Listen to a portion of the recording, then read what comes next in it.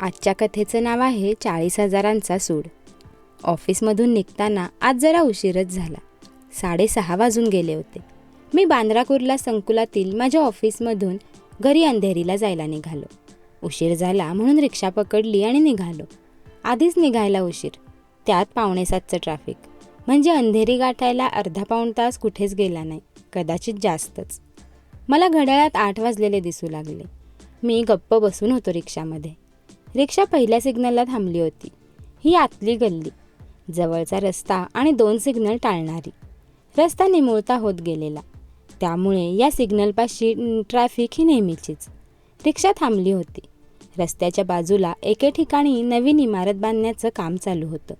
तिथे काम करणाऱ्या गवंडी लोकांच्या रस्त्याच्या कडेलाच झोपड्या होत्या. ही मंडळी बहुधा आंध्रमधून येतात.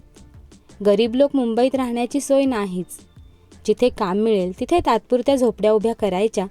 काम आटोपलं की संसार पुन्हा काम मिळेल तिथे हलवायचा. मी थंड नजरेने बघत होतो. एका झोपडीपुढे एक माणूस उघडा, फक्त लुंगी लावून अक्षरशः दगडाची उशी करून पडला होता.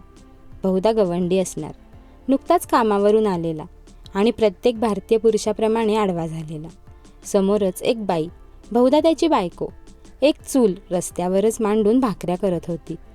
शेजारीच एक संपूर्ण नागडं शेंबडं पोर खेळत होतं. 2-2.5 वर्षाचं असेल. खेळता खेळता ते मूल उठलं आणि त्या माणसाच्या उघड्या पोटावर जाऊन बसलं. मला वाटलं आता तो माणूस खेकसणार त्याच्यावर, पण नाही. तो गालातल्या गालात हसला. त्याचंच मूल असणार. आता त्या पोराने त्या बापाचं नाक खेचलं, केस ओढले. तो आणखीच जोरात हसला. मग ते पोर बापाच्या उघड्या पोटावरच उड्या मारू लागलं आणि बाप अधिकच खुश होऊन हसत होता. हे सारं ती बाई जवळूनच स्वयंपाक करता करता बघत होती. तीही खुश झाली होती. कौतुकाने तिने पोराला पाहिलं आणि मग प्रचंड कौतुकाने तिने नवऱ्याकडे सुद्धा बघितलं. दोघांची नजरभेट झाली आणि दोघंही सुखावले. काय सुख! रस्त्यावरचा संसार, तोही तोकडा, कधीही हलणारा. पण संध्याकाळी 6:30-6:45ला बाप पोराच्या बरोबर खेळतोय आणि आई स्वयंपाक करताना नवऱ्याला मुलाला खेळताना पाहून नवऱ्याकडे कौतुकाने नजर टाकते. डोक्यात विचारांचं काहूर माजलं. सालं तोच नशीबवान. मलाही 2-2.5 वर्षाचा मुलगा आहे. मीही नोकरी करतो, पण तो पोराबरोबर खेळतोय आणि मी 7:15ला घरी पोहोचणार. मग दमलोय म्हणून टीव्हीवर काय वाटेल ते चालू असणार आणि ते मी बघत असणार. माझं मूल कुठेतरी शेजाऱ्याकडे खेळत असणार. मग जीव जगवण्यासाठी गिळणार आणि दुसऱ्या दिवशी उठून कामावर जायचे म्हणून शरीर रात्री झोपेच्या हवाली करणार. शेवटचं बायकोने कधी कौतुकाने पाहिलं होतं मला? बहुधा मुलगा झाला त्याच दिवशी वाटतं. नंतर नाहीच. तिची काय चूक? तीही कामावर जाते आणि दमून घरी येते. काय उपयोग त्या गवंड्यापेक्षा जास्त पैसे मिळवून? पण मी हरायला तयार नव्हतो. मी त्याच्यापेक्षा श्रीमंत होतो ना. मी स्वतःकडे पाहिलं. ऑफिसमध्ये जायचा ब्रँडेड शर्ट ₹1,500, पॅन्ट 2,2500, पट्टा 500, बूट 1,500, हातात 2,000चं घड्याळ, खिशात मोबाईल 30,000चा, पेन, आतले कपडे आणि रुमाल, मोजे धरून 40,000 होणार. आणि त्याच्याकडे काय? लुंगी.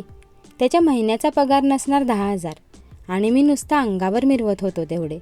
मी सोन्याची चेन अंगठी काही घालत नाही आणि म्हणून साधेपणाचं लेबल देखील मेडलसारखं मिरवतो. पण नाही, साला मी पोराबरोबर कुठे खेळतो? तोच श्रीमंत. आता ते 40,000 मला बोचायला लागले. उघड्या पोटावर पोराला कसं खेळवणार आणि कधी? तो तर आणखीच सतावणारा प्रश्न. वेळ कुठे? विचार करून वेड लागायची पाळी आली.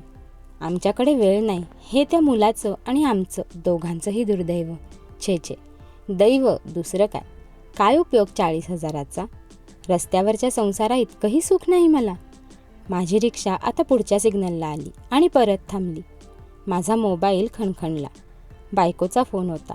काय करतोयस? कुठेस? कुठल्याही नवऱ्याला न आवडणारा प्रश्न बायकोने विचारला. मी घरी निघालो रिक्षातून. ठीक आहे, मला उशीर होईल. प्रोजेक्टचं काम चालू आहे. 9 वाजून जातील. जेवायचं थांबू नकोस असं बायको म्हणाली. घ्या, म्हणजे कौतुकाची नजर राहिली दूर. उलट जेवायला सुद्धा थांबू नकोस.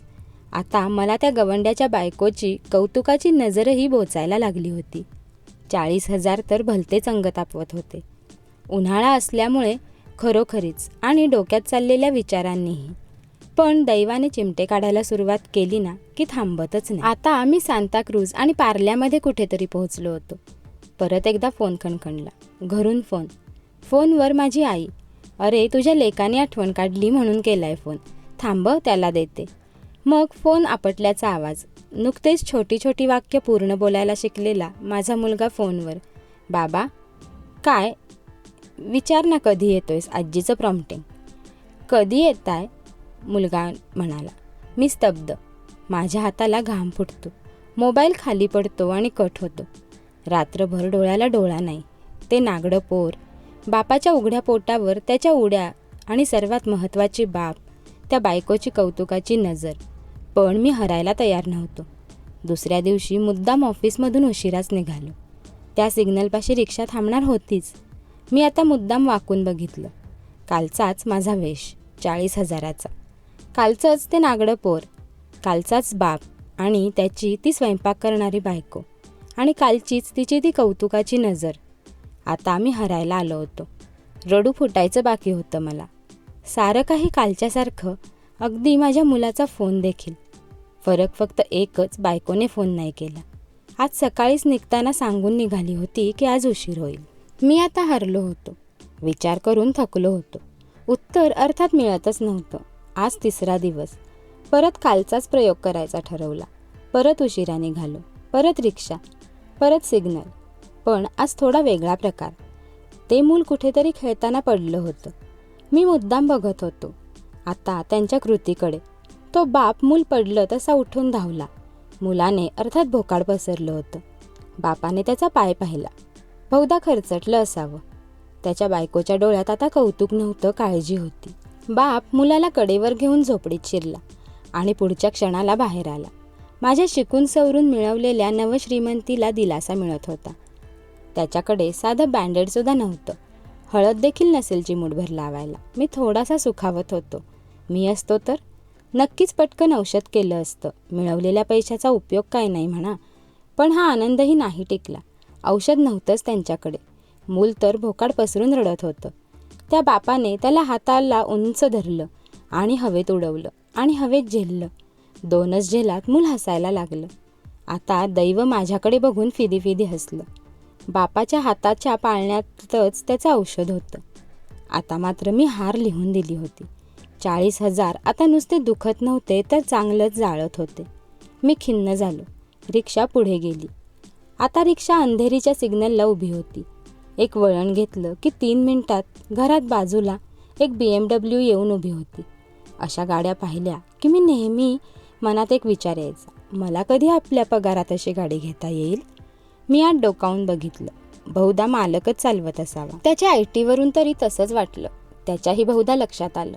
मी लाळ घोटून बघतोय गाडीकडे. त्याने एका तुच्छ नजरेने पाहिलं मला. मी जसं पाहिलं होतं त्या गवंड्याकडे पहिल्या दिवशी, 40,000चे कपडे घालून. आणि एकदम मला हसू फुटलं. दैवाच्या प्रश्नाला दैवानेच उत्तर दिलं. मी 3 मिनिटात घरी पोचणार होतो माझ्या मुलाकडे. पण हा किमान बोरिवलीला जाणार.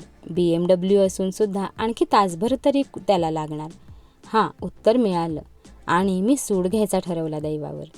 दुसऱ्या दिवशी लवकर ऑफिसमधून निघालो. 5 वाजता. कुणालाच काहीच बोललो नाही. रिक्षा केली. बसल्या बसल्या मोबाईलमधली बॅटरीज काढून टाकली. बँगलोरवरून बॉसचा फोन येणार. पण दुसऱ्या दिवशी मारायची थाप आधीच ठरवली होती. मोबाईल हाथ से गिर गया और बैटरी बाहर आई. बाद में फ़ोन बिगड़ गया. रिक्षा त्या सिग्नलपाशी आली. मी सवयीनं वाकून पाहिलं. तिथं झोपडीपाशी कोणीच नव्हतं. साधी बाब. कामावरून परत आले नसणार आज. लवकर निघालोय ना मी, त्यामुळे ट्रॅफिकही नाही. झटपट घरी पोहोचलो तर आई अवाक झाली, इतक्या लवकर. मी काहीच बोललो नाही. शर्ट काढून वॉशिंग मशीनमध्ये फेकला. पॅन्ट काढून वॉशिंग मशीनमध्ये फेकली. बूट फेकले आणि बनियन काढून फेकली. आंघोळीचा टॉवेल काढला आणि तो कमरेला गुंडाळला आणि पोराला खेचलं. पोटावर ठेवलं आणि खो खो हसलो. पोराला खूपच मजा वाटली. पोराने माझे नाक ओढलं. मी परत हसलो. आई माझ्याकडे वेड्यासारखी बघत होती. पण माझा 40,000चा सूड आज पूर्ण झाला होता. खरंच फक्त खूप पैसे कमावणं हे उपयोगाचं नसतं, तर असलेल्या पैशात, असलेल्या परिस्थितीमध्ये आपण किती सुखाने राहतोय हे जास्त महत्त्वाचं असतं. तुम्हाला ही गोष्ट आवडली का कमेंट करून नक्की सांगा आणि अशाच नवनवीन व्हिडिओजसाठी चॅनलला लगेच सबस्क्राईब करा.